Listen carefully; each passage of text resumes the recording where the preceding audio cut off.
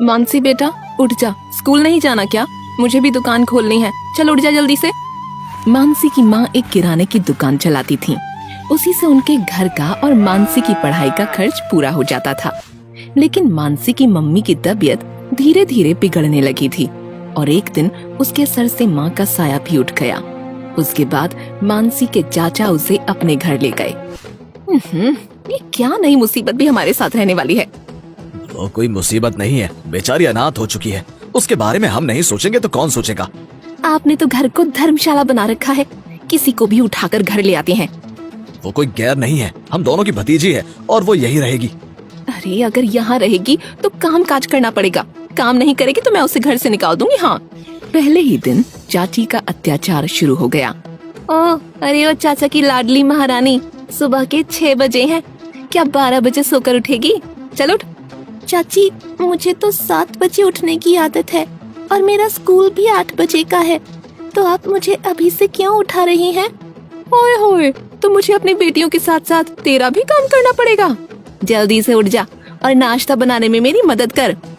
चाची जी जो काम खुद करती थी, अब वो काम भी मानसी से करवाने लगी। बेटा चिंकी मिंकी उठो, 7 बजे हैं, तुम्हारा नाश्ता भी तैयार हो चुका है, उठो बेटा। मानसी इन दोनों को नाश्ता सर्व कर दो। ठीक है चाची। चाची जी अब मैं भी तैयार हो जाती हूँ, सिर्फ 15 मिनट बचे हैं, वरना मुझे स्कूल में एंट्री नहीं मिल पाएगी।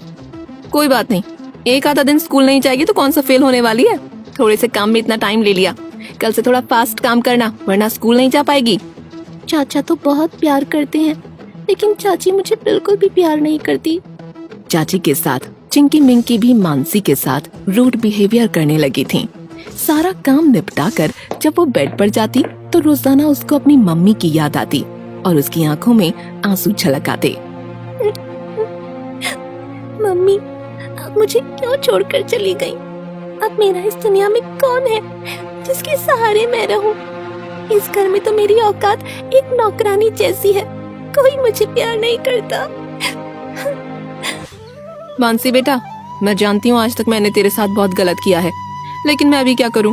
तेरे चाचा का काम सही नहीं चल रहा ना, तो क्या तू हमारी मदद कर सकती है? मदद? कैसी मदद चाची? तुम इन पेपर्स पर साइन कर दो। ये तुम्हारी माँ की किराने की दुकान है, हम उसे बेचकर कोई अच्छा काम शुरू कर देते हैं और फिर तेरे चाचा भी तो परेशान नहीं होंगे। ना चाहते हुए भी मानसी उन पेपर्स पर साइन कर देती है, पर उसके बाद भी उसे चाची से माँ का प्यार नहीं मिलता। ऐसे ही दिन गुजरने लगे और एक दिन मानसी की स्कूल की टीचर घर आई। इत्तेफाक से चाचा घर पर ही थे। मानसी हमेशा क्लास में टाइम पर आती थी, होमवर्क भी हमेशा कंप्लीट रहता था, लेकिन अब ऐसा नहीं है। अब ये ना ही टाइम पर आती है, हफ्ते में कई छुट्टियां भी हो जाती हैं और इसका होमवर्क भी ज्यादातर इनकम्प्लीट रहता है। टीचर की बात सुनकर चाचा को बहुत बुरा लगा। जी माफ कीजिएगा, आगे से मैं खुद मानसी पर ध्यान दूंगा। आपका बहुत बहुत शुक्रिया कि आप यहाँ आए। टीचर के जाने के बाद चाचा और चाची में खूब झगड़ा हुआ। ये मैं क्या सुन रहा हूँ? मैं इसको और घर में बर्दाश्त नहीं कर सकती। अब या तो ये यहाँ रहेगी या मैं और मेरी बेटियाँ, फिर इसको जैसे चाहे वैसे रखना। उनका झगड़ा बढ़ता ही गया। मानसी अपने कमरे में जाकर रोने लगी। अगले दिन वो स्कूल नहीं गई और वहाँ से रेलवे स्टेशन पहुँची। फिर एक ट्रेन में चढ़ गई और अगले स्टेशन पर अनजान शहर में उतर गई। अब तो किसी अनाथ आश्रम में ही जाकर रहना ठीक होगा, वहाँ रहकर जैसी जिंदगी मिलेगी जी लूंगी। फिर मानसी शहर पहुँच जाती है और वहाँ मौजूद अनाथ आश्रम में रहने लगती है। समय बीत जाता है और मानसी अब 18 साल की हो जाती है। अब मैं 18 साल की हो गई हूँ, अब मुझे अपने पैरों पर खड़ा होना होगा। कब तक अनाथ आश्रम वालों पर बोझ बनी रहूंगी? ये सोचकर वो काम की तलाश में निकलती है। तभी उसकी नजर एक बूढ़े फल वाले पर पड़ी, जो कि 2-2 ठेलों पर फल बेच रहा था। अरे मेरे ठेले से फिर से फल चोरी हो गए, क्या करूं? जब से ये मंगू काम छोड़कर भागा है तब से बहुत नुकसान हो रहा है। अंकल अगर आपको काम वाले की जरूरत है तो मैं आपके पास काम कर सकती हूँ। अरे तुम तो लड़की हो, चलो मुझे क्या मतलब, ठीक है रोज के 200 रुपए दूंगा। मानसी ने काम करना शुरू कर दिया। जब बूढ़े ने देखा कि मानसी मेहनती है और अकेले भी ठेले को संभाल सकती है तो वो उससे बोला, बेटा मानसी, तुम अगर चाहो तो अलग दूसरे नुक्कड़ पर ठेला लगा सकती हो और जितने फल तुम बेचोगी उसका 10% तुम्हारा होगा।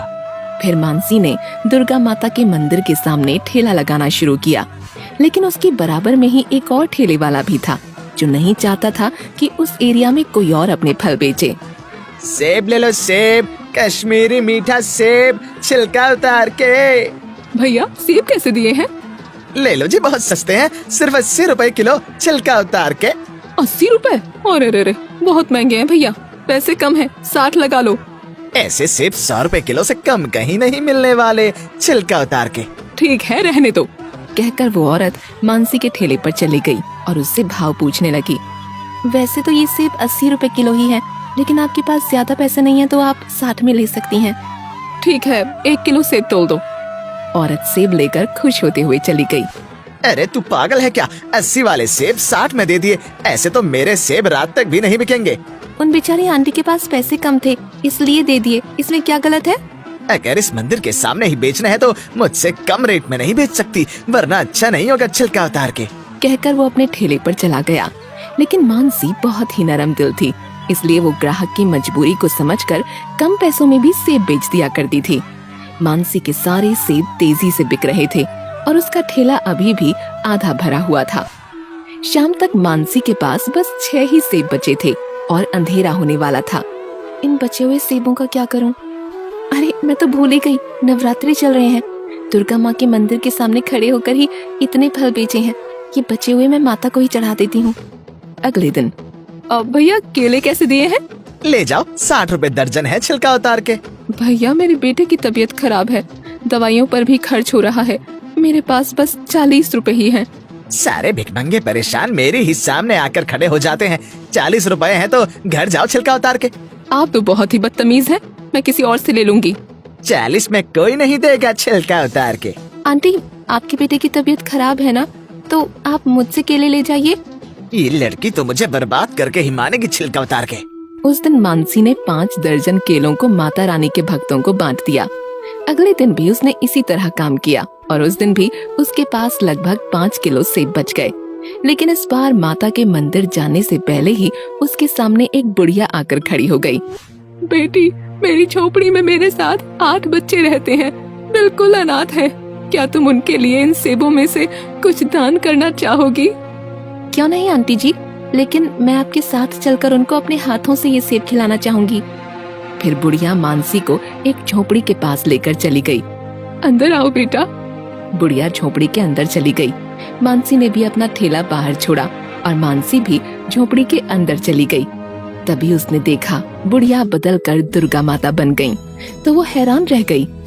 मानसी, तुम एक बहुत अच्छी लड़की हो, आज के कलयुग में इतनी परेशानी झेलने के बाद भी तुम सबके बारे में सोचती हो। कई बार तुमने दूसरों की भलाई करने में नुकसान भी खाया, लेकिन फिर भी लालच में आकर किसी की मजबूरी का फायदा नहीं उठाया। तुम्हारी इसी दरिया दिली से खुश होकर मैं तुमको कुछ देना चाहती हूँ। ऐसा कहकर माता ने अपना चमत्कार दिखाया और मानसी के सामने एक पोटली आ गिरी। इस पोटली में सोने के 5 सिक्के हैं और जिस दिन भी इसमें 5 सिक्के खत्म हो जाएंगे, उसी रात फिर से 5 सोने के सिक्के इसमें आ जाया करेंगे। दुर्गा माता, आपका बहुत बहुत शुक्रिया। इसको मैं दूसरों के लिए भी इस्तेमाल करूंगी, जो लोग गरीब हैं, परेशान हैं। दुर्गा माता विलुप्त हो गईं। फिर मानसी पोटली लेकर घर चली गई और बूढ़े बाबा को सब कुछ बता दिया। चलो अच्छा हुआ बेटी, अब तुम अपनी पढ़ाई फिर से शुरू कर सकती हो और अब तुम्हें फल बेचने की कोई जरूरत नहीं पड़ेगी। अगले दिन मानसी ने 2 सिक्कों को बेच दिया और अपनी माँ की किराने की दुकान वापस खरीद ली और बूढ़े की झोपड़ी को तुड़वाकर एक अच्छा मकान बनवाने का काम शुरू करवा दिया। दुकान पर उसने बूढ़े को बैठा दिया।